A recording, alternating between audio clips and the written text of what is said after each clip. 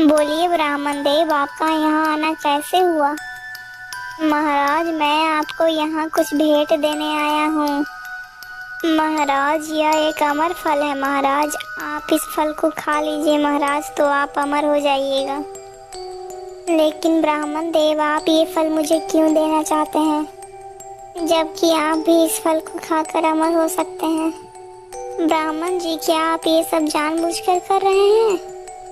हाँ महाराज, मैं ये सब जानबूझकर और अपनी इच्छा के अनुसार ही कर रहा हूँ। मेरी धार्मिक इच्छा यही है कि हमारे राज्य के राजा अमर हो जाएं। मैं तो एक गरीब ब्राह्मण हूँ।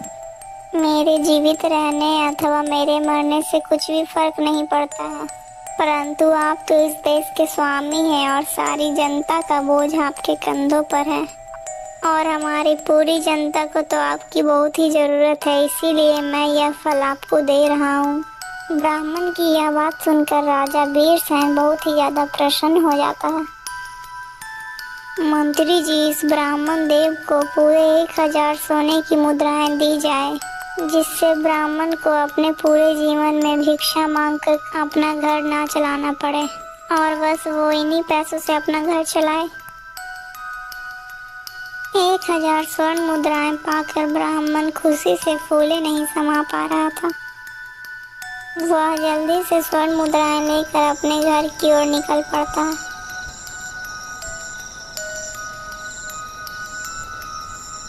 क्या करूं, ये फल मैं स्वयं खाऊं या अपने प्रिय रानी को खिलाऊं? यदि मैं इसे खा लूंगा तो मैं अमर हो जाऊंगा, लेकिन मेरी प्रिय रानी तो ऐसे ही रह जाएगी। मैं ऐसा करता हूँ कि यह अमर फल मैं अपनी पत्नी को खिला देता हूँ। यदि वो जीवित रहेगी तो मेरा प्रेम अवश्य जीवित रहेगा। इतना सब सोचकर वह राजा फल लेकर अपनी रानी के पास पहुँचता है। महारानी जी, यह फल खा लीजिए। यह कोई ऐसा वैसा फल नहीं है, यह एक अमर फल है। इसके सेवन से तुम अमर हो जाओगी। अच्छा ठीक है स्वामी, आप ये फल यहाँ रख दीजिए, मैं इसे बाद में खा लूंगी। राजा फल को वहीं पर रख कर वहाँ से चला जाता है। क्या करूँ, यह फल मैं स्वयं खाऊं या अपने प्रेमी को खिलाऊं? मैं ऐसा करती हूँ कि यह फल मैं अपने प्रेमी को खिला देती हूँ, क्योंकि वो अमर और जवान रहे। वह रानी अपने ही महल के एक सैनिक से प्रेम करती थी। सुबह होते ही वो महारानी अपने सैनिक को बुलाती है। यह लो चंदू, यह फल खाने के पश्चात तुम अमर हो जाओगे।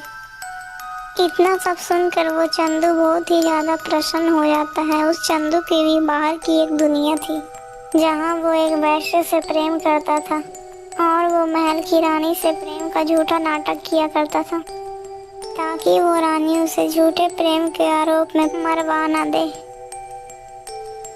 वह सैनिक उस फल को वहां से लाकर अपनी वेश्या को दे देता है।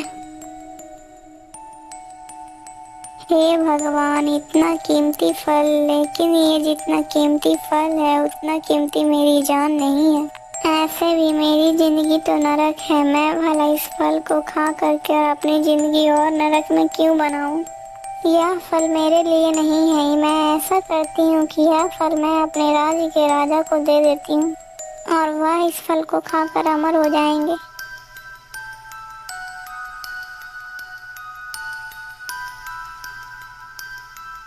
इतना सोचकर वह औरत उस राज दरबार में पहुंच जाती है।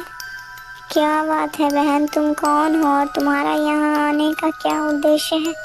महाराज, मैं एक वैश्य हूँ और मैं आपको कुछ उपहार देने के लिए आई हूँ। बोलिए बहन, आप हमें क्या तोहफा देने के लिए आई हैं? महाराज, मैं आपको ये अमर फल देना चाहती हूँ। वैश्या के पास राजा अमर फल देखते ही आश्चर्य में पड़ जाता है।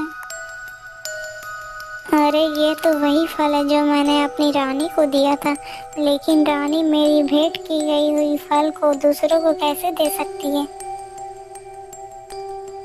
लेकिन बहन, आपको ये अमर फल कहाँ से मिला? महाराज, ये अमर फल मुझे मेरे प्रेमी ने दिया है, परंतु मैंने इसे ना खाकर आपको भेंट करने के लिए आ गई हूँ। यह सुनकर राजा बहुत परेशान हो जाता है और उस वैश्या को भी 1000 स्वर्ण मुद्राएं देकर वहां से विदा कर देता है। राजा तुरंत ही वह फल लेकर अपनी रानी के कक्ष में जाता है।